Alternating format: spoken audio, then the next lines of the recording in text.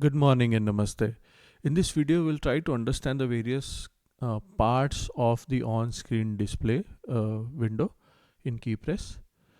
So here it is. I have enlarged it a little bit uh, just so as to demonstrate it to you. So you can see multiple parts of this screen. So the first part, this part which is in white, shows the keys that are currently being pressed. It's called the live bar, and you can see that it shows the scroll status. You see this line, and then you see the actual key that is pressed right now, and you can also see the modifier keys, the shift, the windows, and so on, right? Also, you'll be able to see that if I hold a key, even this hold appears here, and if I press a key multiple times, then it counts the number of times I press the key. So this is the white part is the live bar, followed by the history bar. The text that you see in green right now is the history bar, and that shows obviously the history of the past keys. If there's a combination of keys pressed, it shows the whole combination, unlike the live key bar. So, for example, I press Control A.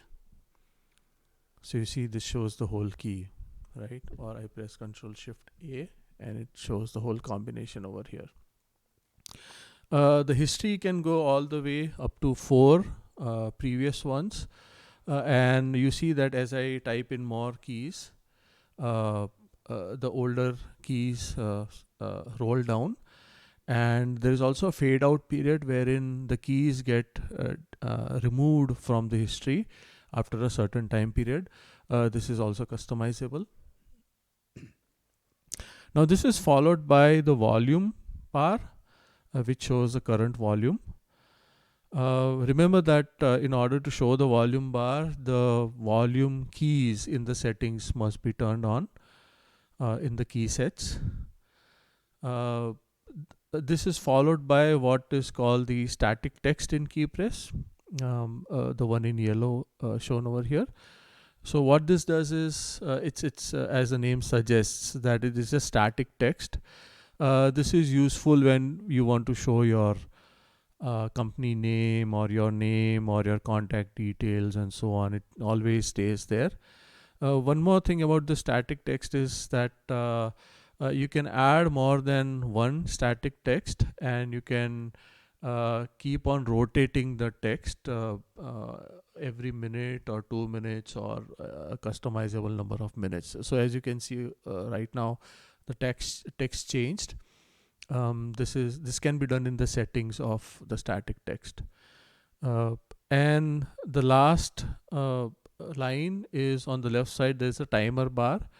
I can turn on a timer if you find that useful during your recordings, and on the lower right side is the current time and date, and so on.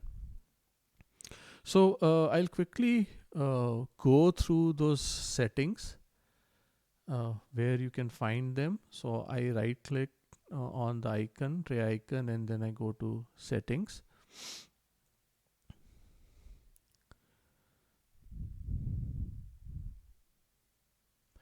And then under QiPress settings, on screen display. Now there are multiple tabs over here. So the customization is pretty deep. Uh, so I'll just look at the bars aspect of this right now. So what we have over here is the live keystroke bar, which was the white bar that we saw earlier. And then we have the toggle keys bar, which was the num lock, caps lock, and scroll lock bar, and you can turn that on over here. This is for the icon. If you would have noticed that if the num lock is on, then in the tray icon, along with the icon of QiPress, it shows a green block of color. And if caps lock is on, then it will show white block of color, and so on. But right now what we are dealing with is the bar, which is the toggle bar that we saw under the live keystrokes, followed by the history bar. The text is customizable, the color of the text. The number of history is can be set to let's say 4, and then I have set it to 5,000 milliseconds, which is equal to 5 seconds, or auto. And then I have the static text, where I have put two text right now. As you can see, there is a QiPress guide followed by a delimiter, and you don't need to remember the delimiter. Just click here and select the delimiter. There are other options that you can choose if you want, followed by some other text, and maybe followed by another delimiter followed by another text. And this is the time of rotation. I have set it to 1 minute, and then you can apply some rich text formatting, bold, italics, and so on. Change the color and the size. That's for the static text.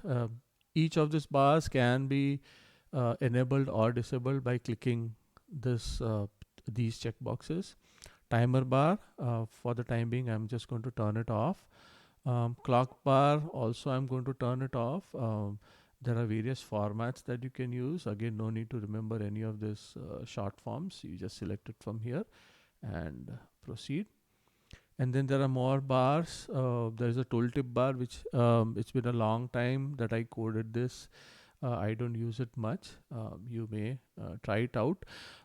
It does not work with all the windows, where if you hover on a button and those windows show the hover text, uh, QiPress can show it in its window. It doesn't, as I said, it doesn't work with all the applications, so I usually keep it off. And then of course there's the volume bar. Again, a reminder that the volume keys need to be enabled for this to work. And then the background and the foreground and the text color. Now, what I mean by this key is a volume key must be turned on is under QiPress settings, keys, key sets, and this volume must be turned on for that volume bar to be able to be visualized. I'll turn that off right now, and let's see. So here it is right now. I have changed this to history of 4, right? And this is how the bar works. Now let me customize this a little bit more. I'll just change the colors of the on-screen display. So there are multiple things we can do with this color. We can change the background color. We can change the background to an image.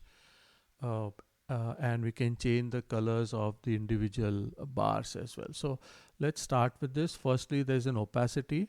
So I can adjust the opacity of the on-screen display. Let me reduce it drastically over here. The width, I can force a width. The application does automatically calculate, but you can change the width if you want. And there's a fade in and fade out time, and I have set it to always on. But if I set a value in milliseconds, for example, I can set it to 5,000 milliseconds, which is 5 seconds. Every time a key is displayed, the on-screen display turns on, keeps displaying for 5 seconds, and if no other key is pressed during the time period, then it will fade out. The font style, you can choose various fonts. The various font parameters. Let me change the color of this font to yellow, or in fact let me change it to something darker, so that I can change the background font a little bit later. Okay, and then I can add a shadow and I can center the text. So let me center it. Small to big text ratio, meaning that the history and uh, the volume bar, etc., their heights and the text within that is 0.55 times that of this text over here. So I can change that. Let me change that to, let's say, 75%. Background, let me change it to something lighter. Let's make it slightly grayish. And then I can change the corner radius. Let me increase that to 20. And then I'll go to the other bars, live keystroke bar. It takes on the same color that we set previously. Numlock takes also the same color. The history bar, let's change that to um, brown. The static text bar, let's change that to, let's say, red. And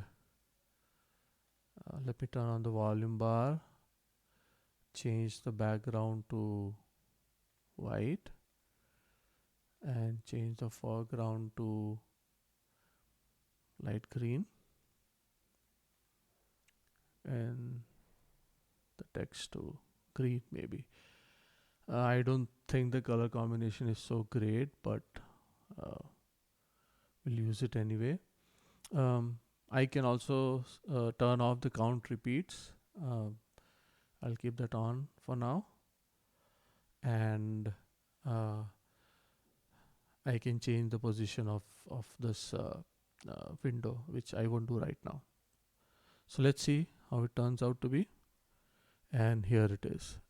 The transparency I think is too low. So let me adjust the transparency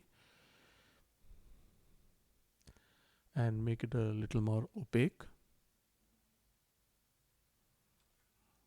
And here it is. And here we go.